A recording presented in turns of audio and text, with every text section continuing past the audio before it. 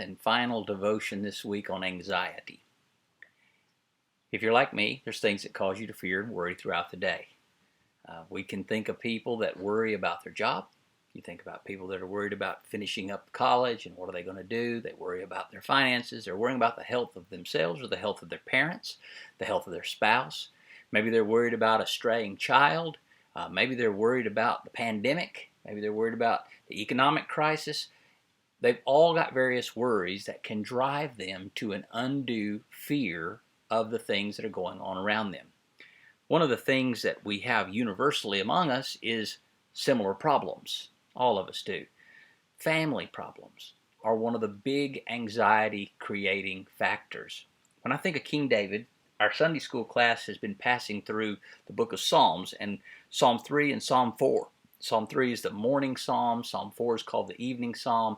And in Psalm 4, you've got to see the background here. David's family is in turmoil. His son has taken over the throne. If a son takes over the throne from his father in a coup in that environment, the father has to die. He can't continue to live, or there'll always be a threat to that son.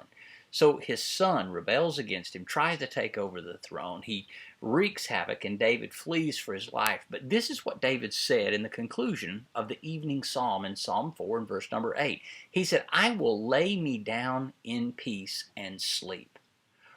Why? How can you do that, David? How can you, in the midst of all that's going on, say, I'm going to lay down, and I'm going to lay down in peace? I'm going to lay down in peace, and then I'm going to sleep. How can you do that with what's on your mind?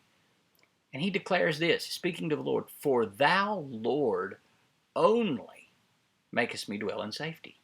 It isn't the ability of my great army. It isn't the ability of my wits. It isn't that the doctor says he's got a cure. It's none of these things that are going to free me from anxiety. The reason I can lay down in peace and sleep tonight is because the Lord is the one that makes me to dwell in safety. If I will be safe tonight, it'll be because of the gracious hand of God. And we have to keep in mind that David, as he was going through all of these terrible things, he was being tested on every side. And yet he was willing to say, my life is in the hands of God. And I'm going to trust him in that. I'm going to walk that out by laying down. I will both. I'm going to lay down, and I'm going to lay down in peace and sleep. Now, for most of us, anxiety causes one of a couple of reactions. One may be that it paralyzes us, and we can't move. We're just frozen. We can't do anything. We're paralyzed. The other is, for some people, it motivates them. It causes them to jump up and start doing things and trying to solve the problem. There can be two reactions to that, and in either one of those reactions, it's natural to humanity to act this way. So don't be frustrated with somebody that's going through anxiety and maybe they're paralyzed. They don't feel like they can do a thing. They freeze. But David said this, in his determination, in the midst of the most anxious circumstances, family falling apart, life is being threatened, he said, I'm going to lay me down in peace. I am determining to do it. And one of the greatest ways to overcome anxiety is in our minds to first off say, the Lord makes me dwell in safety, therefore I will be obedient. I'm going to do my daily duty no matter what. I don't feel like getting up, but I'm getting up because it's my duty. I don't feel like eating breakfast, but I'm eating because it is my duty. I don't feel like getting the kids dressed for school, but I'm getting them dressed for school because it is my duty. And to say, but well, maybe the Lord is the one who's caused all this fear on me. Well, the Bible says God has not given us the spirit of fear in 2 Timothy chapter 1, but of power and of love, and I love how he says, and of a sound mind.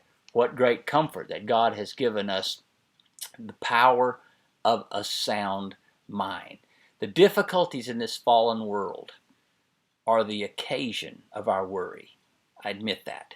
We're surrounded by things that make us worry, but they're not the cause of our worry. The circumstances and situation are the temptations that have befallen all mankind from the beginning.